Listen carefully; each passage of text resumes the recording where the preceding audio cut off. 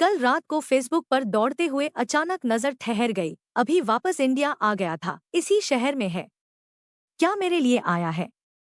उसने आखिरी मुलाकात में मेरा हाथ थामे कहा था, मैं इंडिया वापस आते ही तुमसे शादी करूंगा, तब तक तुम मेरा इंतजार करना।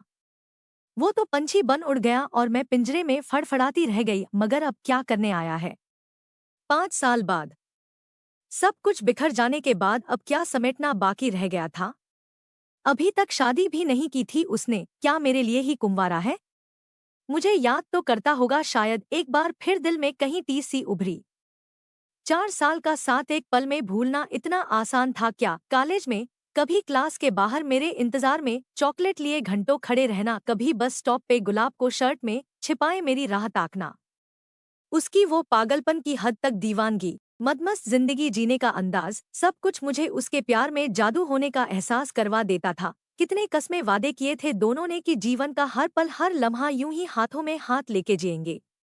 ना जाने कितनी यादें थी जो कभी मेरा पीछा ही नहीं छोड़ना चाहती थी। उफ़। शुभम की पत्नी होने के बावजूद मन में किसी और के लिए जज्बात अब तक दफन क्यों नहीं होने दिए मैंने? मुझे अब अपने ही ख्यालों से कोफ्त होने लगी थी। सारी रात मैं पुरानी यादों के बिखरे कांच समेटकर खुद को लूहलुहान करती रही। सुबह पलकें भारी थी, मगर अभी का अक्स आंखों के सामने ज्यों का त्यों था। ना शुभम का कोई फोन आया, ना ही मैंने किया। नाराजगी का सवाल ही पैदा नहीं होता, क्योंकि ये हर हम दोनों में से किसी के पास नहीं था। 1 साल से हम दोनों एक अनकही खामोशी और समझदारी के बंधन से लिपटे हुए थे। ऐसा नहीं कि शुभम ने अपना प्यार जताने की कोशिश ना की हो, मगर मेरे मरे हुए जज्बात उनके लिए कभी जागे ही नहीं। मेरी खामोशी से डरकर वो खुद ही पीछे हो गए। फिर ना उन्होंने कभी इस खामोशी को जानने की कोशिश की, ना मैंने बताने की हिम्मत जुटाई। शुभम मान चुके थे कि उनकी गलती की वजह से मेरी जिंदगी खामोश है। शादी के पहले मुझसे एक बार भी जानने की कोशिश नहीं की कि मैं इस शादी से खुश हूं या नहीं। बस बड़े लोग जो कहते गए वो करते गए। खैर, मैं इस समझदारी के बंधन को कभी समझ ही नहीं पाई। ना कभी शुभम से कोई शिकायत की उम्मीद उधर से भी नहीं की गई, तो गिले शिकवे कैसे होते? सुबह फोन की घंटी बजी तो मैंने लपक कर फोन उठाया। अभी की आवाज सुनकर दिल के तार बेसुरी आवाज में झंझनाने लगे। कैसी हो? सुनकर ठहाके मार कर हंसने का मन किया। दर्द देने वाला घायल करके पूछ रहा था कि अभी तक जिंदा कैसे हो। उसने मुझे मिलने को कहा तो मैं मना भी ना कर सकी। मुझे भी तो उसकी आंखों में खुद को खोने का गम देखकर कलेजे को शीतलता पहुंचानी थी।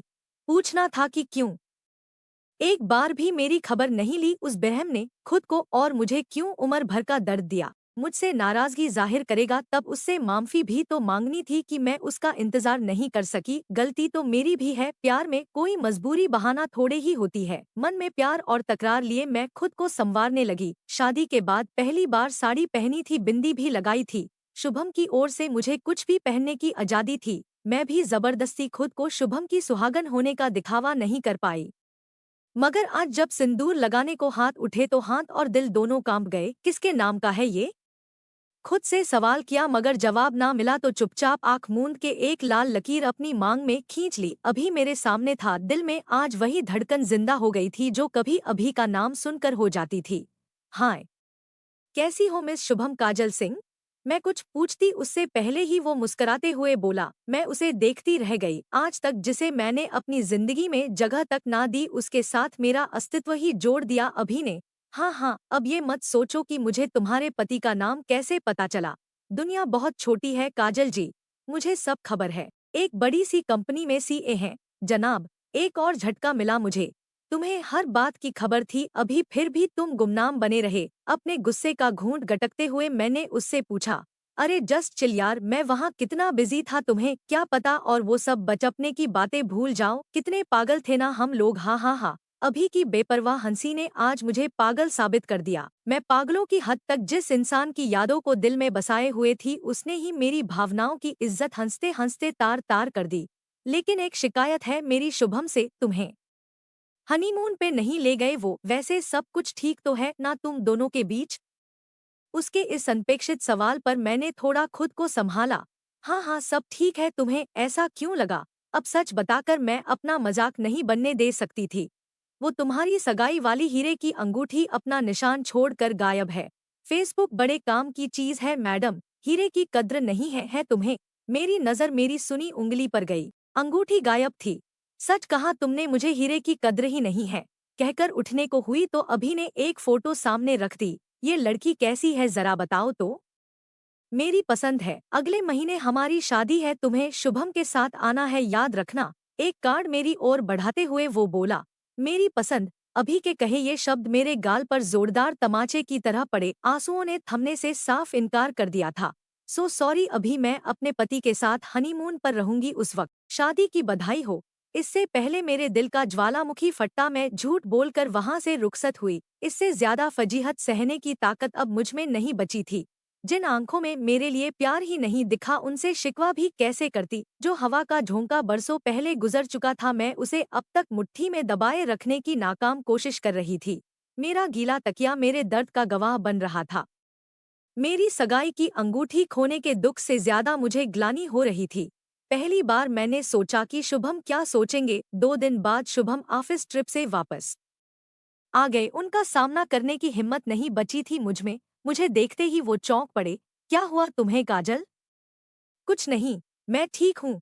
मैंने रसोई की ओर जाते हुए बेपरवाही से जवाब दिया। ओह, तुम्हें तो बहुत तेज बुखार है। मेरी नब्ज पकड़कर वो बोले। कब से बीमार हो? इतनी बात बताने लायक तो रिश्ता है ना हमारा। मुझे सहारा देकर बिस्तर पे बैठाते हुए वो बहुत गंभीर होकर बोले। शुभम ने इस बार मेरी बहुत कमजोर नब्ज पकड़ी थी, जहां बहुत दर्द हो रहा था। इतनी फिक्र लायक नहीं थी मैं। मेरे दिल में एक तूफान सा उठा, मगर क्या कहती उनसे। हाँ, हमारी सगाई वाली अंगूठी खो गई। इस गुबार को बाहर निकालने के लिए मैंने टूटे फूटे शब्दों का सहारा लिया और गुबार फूट पड़ा। अंगूठी के बहाने मुझे अपना असल दर्द हल्का करने का मौका मिल गया। पागल हो गई हो क्या तुम? शुभम ने कड़क आवाज में मुझे झकझोरते हुए कहा। तो मैं सहम सी गई, लेकिन मैं चाहती थी कि आज शुभम मुझ पे जी भर के गुस्सा करें, मुझे बुरा भला कहें, मेरा अपराध बोध हल्का हो और मुझे थोड़ी सी शांति मिले। आखिर इतने दिनों तक मैंने बिना उनकी गलती के उन्हें कटघरे में खड़ा रखा था। हर बड़ी से बड़ी सजा की हकदार थी मैं। ये इतनी बड़ी बात थी क्या जिसे सोचकर तुम बीमार पड़ गईं? क्या मोल है इन हीरो का? तुम्हारी सेहत मेरे लिए इन हीरो से लाख गुना ज्यादा कीमती है। मेरे पास तुम हो, तुमसे ये घर है। इस पर मैं लाखों हीरे कुर्बान कर दूं और तुम बस एक अंगूठी की खातिर रो रो कर बीमार पड़ गई। इस बार फिर शुभम ने मुझे बख्श दिया। मुद्दई सजा की भीख मांग रहा था, मगर बाइज्जत बरी करके एक बार फिर उसे बेइज्जत कर दिया गया। अगर तुम कहो तो कुछ दिन के लिए तुम्हें कहीं बाहर घुमा लाऊं। शायद तुम्हारा मन नहीं लगता यहाँ। ऑफिस से छुट्टी ली है मैंने। शुभम घावों पर जितना मरहम लगाते मुझे उतना ही दर्द होता। इस बेचारे को तो पता ही नहीं था कि मैं रो क्यों रही थी।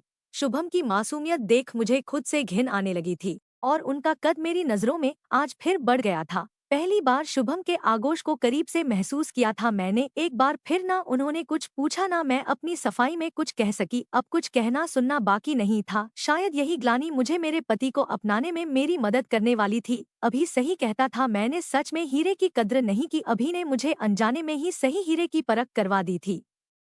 अब तक शुभम ने खामोशी से पति होने के फर्ज निभाने की पूरी कोशिश की। अब मेरी बारी थी इस हीरे को संभालने की। आज मैं पूरी तरह जंग लगे पिंजरे को तोड़कर आजाद हो चुकी थी, अपने घरौंदे में बसेरा करने के लिए।